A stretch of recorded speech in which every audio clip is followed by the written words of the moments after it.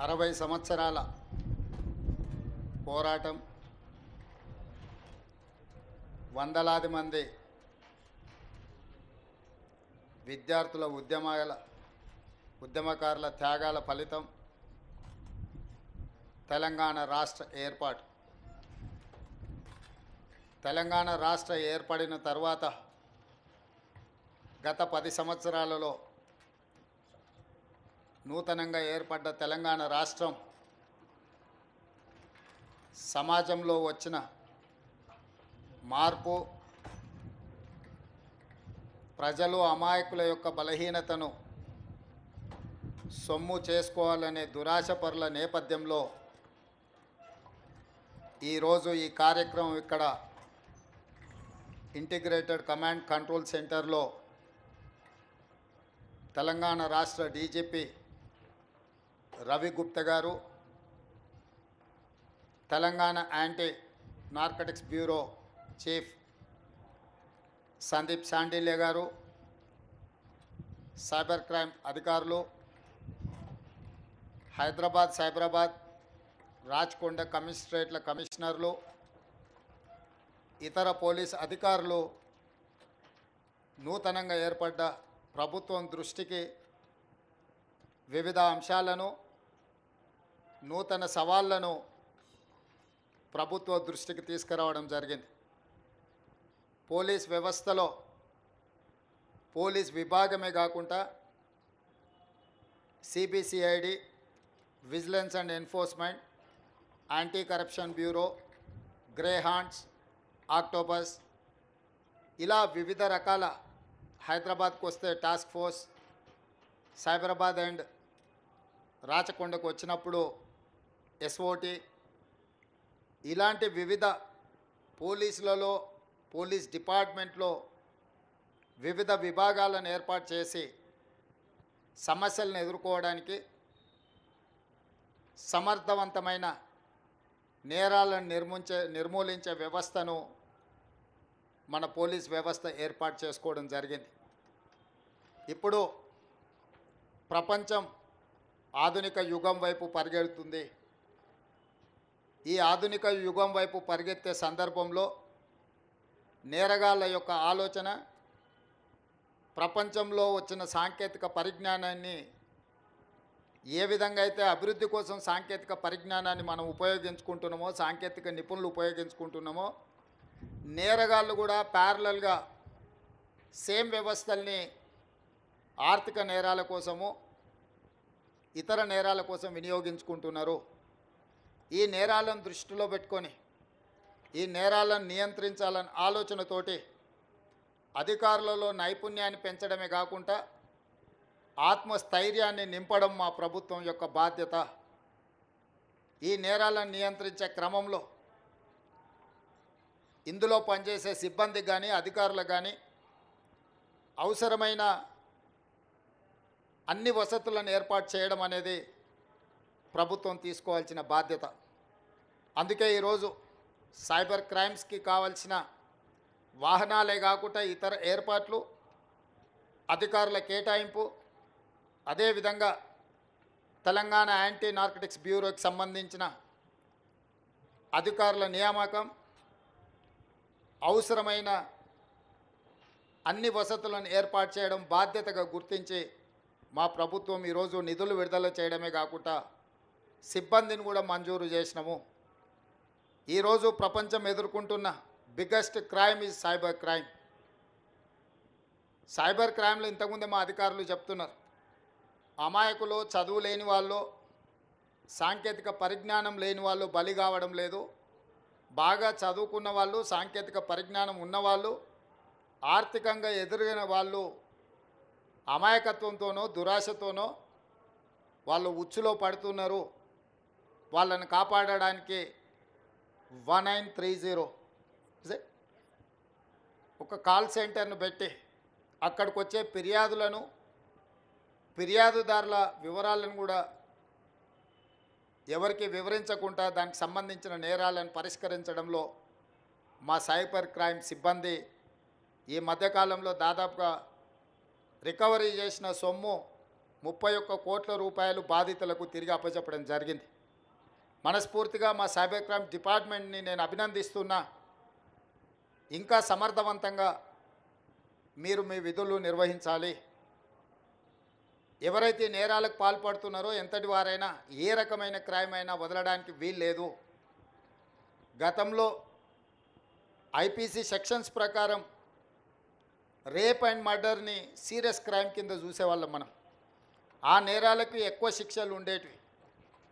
ఐపీసీలో చాలా వరకు వాటికి సంబంధించిన వివరాలను పొందుపరిచింది. ఇప్పుడు గవర్నమెంట్ ఆఫ్ ఇండియా ఐపీసీ సెక్షన్స్ను కానీ ఐపీసీని కానీ సమూలమైన మార్పులు తీసుకొచ్చింది. ఇప్పుడు కొత్త సవాళ్ళను ఎదుర్కోబోతున్నాం. భారత ప్రభుత్వం తీసుకొచ్చిన మార్పులను, చట్టాలను, నిబంధనలు వాటన్నిటిని కూడా మన అధికారులకు వివరించడమే కాకుండా ఇందులో కూడా శిక్షణ ఇవ్వాల్సిన అవసరం ఉంది. ఆనాడు రాజ్యాంగం రాసుకున్నప్పుడు తీవ్రమైన నేరానికి మర్డర్స్ని కానీ రేప్లను కానీ మేజర్ సమస్యల కింద చూసాను. ఈరోజు సైబర్ క్రైమ్ వాటికంటే పెద్దదిగా మారింది. డ్రగ్స్ మహమ్మారి, హత్య జరిగితే ఒకే వ్యక్తి చచ్చిపోవచ్చు, కానీ డ్రగ్స్ బానిసలు అయితే కుటుంబాలు, వ్యవస్థనే బలహీనతమైపోయి తెలంగాణ అంటే ఉద్యమాలకు వేదిక, పోరాటాలకు స్ఫూర్తి, పౌరుషానికి మారుపేరు. ఈ ప్రాంతంలో ప్రజా సమస్యల మీద, సామాజిక అసమానతల మీద పోరాటాలు చేసిన ప్రాంతం ఇది. దురదృష్టవశాత్తు గత 10 సంవత్సరాల నిర్లక్ష్యం వల్ల ఈరోజు గల్లీ గల్లీలో గంజాయి దొరికే పరిస్థితి వచ్చింది. ఇవాళ ఎక్కడ చూసినా కాలేజీలలో లేదా ఇతర ప్రాంతాలలో డ్రగ్స్ అనేది విచ్చలవిడిగా ఈరోజు అమ్మే పరిస్థితి వచ్చింది. వీటిని నియంత్రించడానికి సంపూర్ణంగా మా అధికారులకు అధికారం ఇచ్చినాం. అదేవిధంగా సిబ్బందిని కేటాయించినాం. వాళ్ళకు స్ఫూర్తి కలిగే విధంగా మా ప్రభుత్వం వాళ్ళకు అండగా నిలబడుతుంది. ఈరోజు శ్రీమంతులో లేకపోతే కొద్దిమంది వ్యక్తులు బలి కావడం లేదు. మధ్యతరగతి వాళ్ళు, పేదవాళ్ళ పిల్లలు కూడా ఈరోజు గంజాయికి బానిసలై గంజాయి మత్తులో నేరాలు జరుగుతున్నాయి. ఈ మధ్యకాలంలో చిన్నపిల్లల మీద జరుగుతున్న దాడులు, దాని వెనకాల కారణాలు చూస్తే ప్రధానంగా గంజాయి లాంటి మాదక ద్రవ్యాలు వాడిన వాళ్ళే ఈ నేరాలకు పాల్పడుతున్నారు. ఈరోజు ఈ నేరాలను నియంత్రించాలి. మళ్ళీ తెలంగాణలో ఉద్యమ స్ఫూర్తిని నింపాలి. తెలంగాణ అంటే సమస్యల మీద పోరాటం చేసే గడ్డ. తెలంగాణ ప్రాంత యువకులు దేనికి బానిసలు గారు? సమస్యల మీద పోరాటం చేసే సమర్థులు.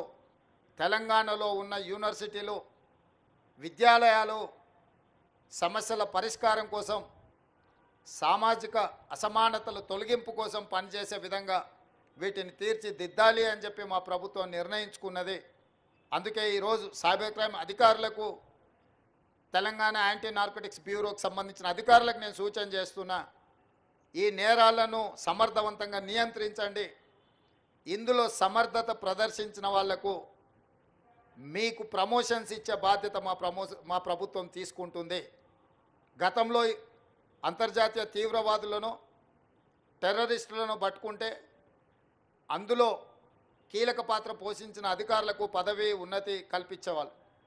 ఈరోజు ఈ వేదిక మీద నుంచి మా అధికారులకు, ముఖ్యంగా మా డీజీపీ గారికి నేను ఆదేశాలు ఇస్తున్నా.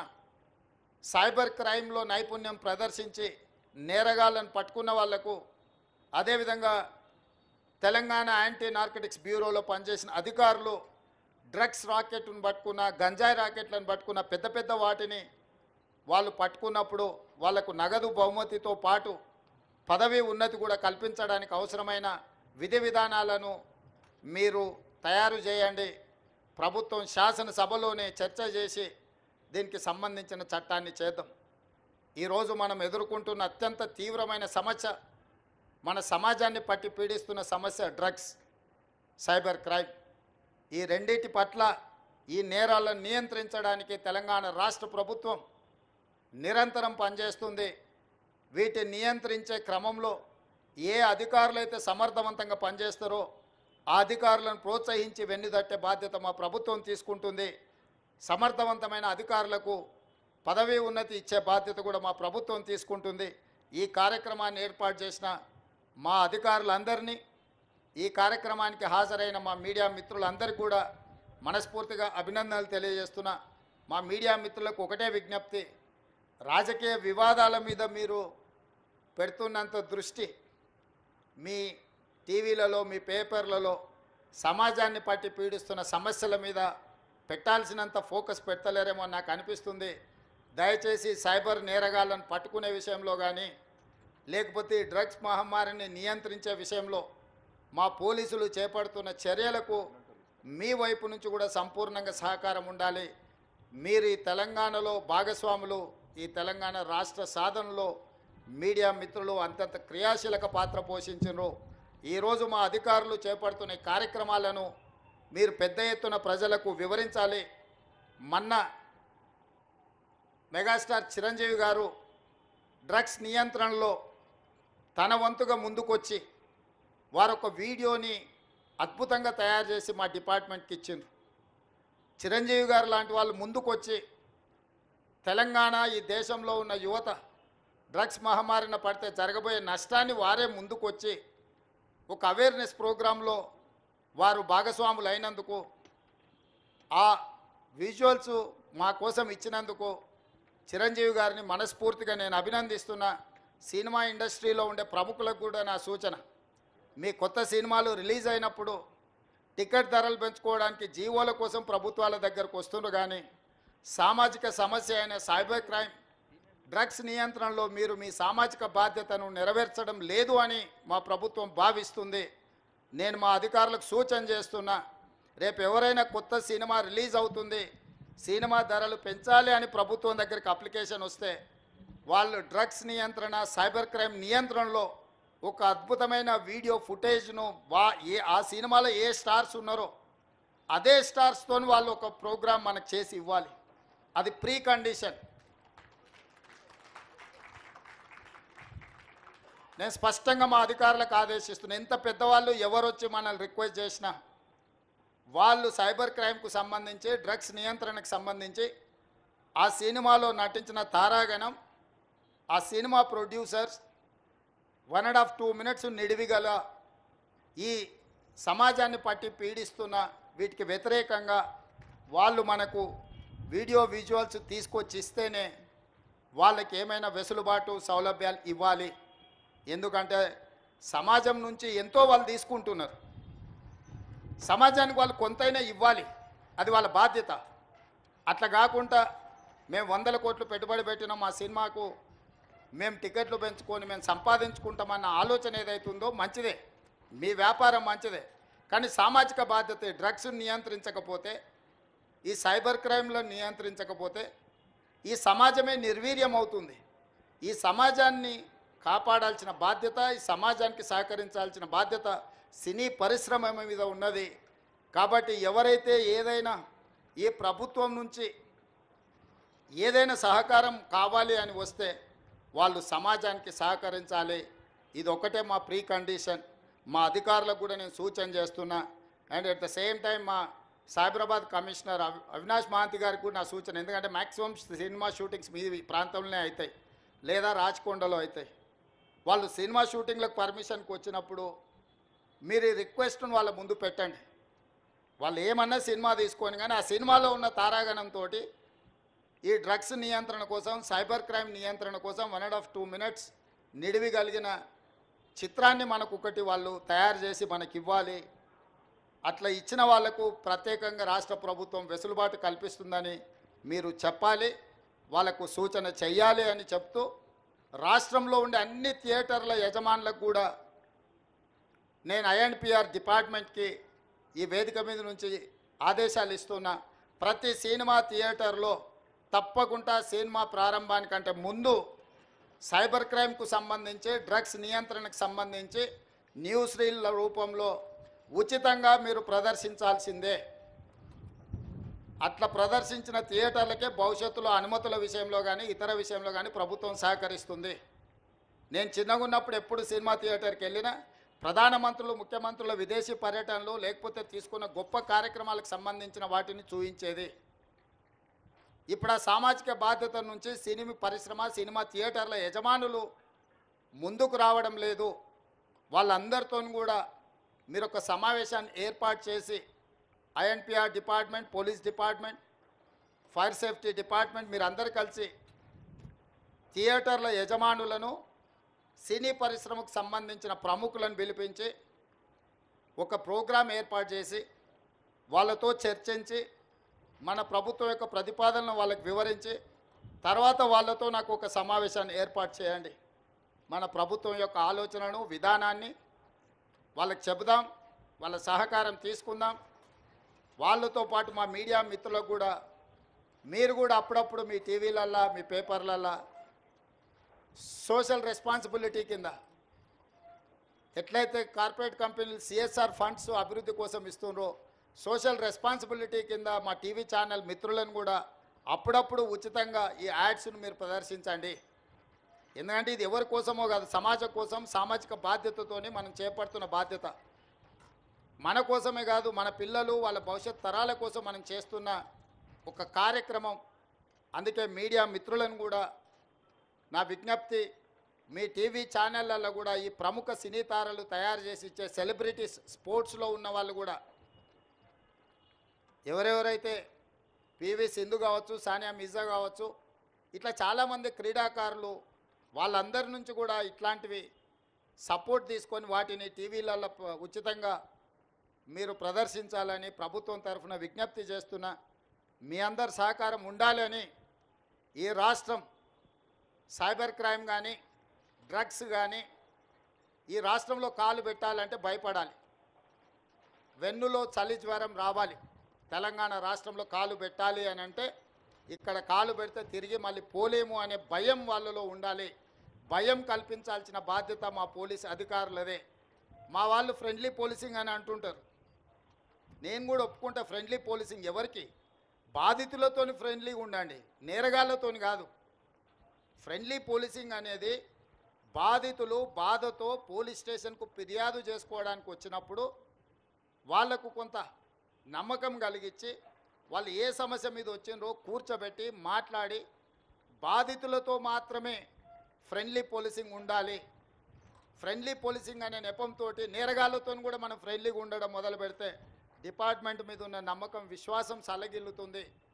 కాబట్టి ఫ్రెండ్లీ పోలీసింగ్లో కూడా మీరు ఈ రెండింటికి మధ్యలో ఉన్న వ్యత్యాసాన్ని గుర్తించి అధికారులు కూడా ముందుకు వెళ్ళాలి అని సూచన చేస్తూ మీ అందరి దగ్గర సెలవు తీసుకుంటున్నా. ధన్యవాదాలు మిత్రులారా. ధన్యవాదాలు సార్. ఇప్పుడు సైబర్ సెక్యూరిటీ బ్యూరో మరియు టీ న్యాప్ తరఫు నుంచి గవర్నర్ ముఖ్యమంత్రి గారికి జ్ఞాపిక బహుకరణ.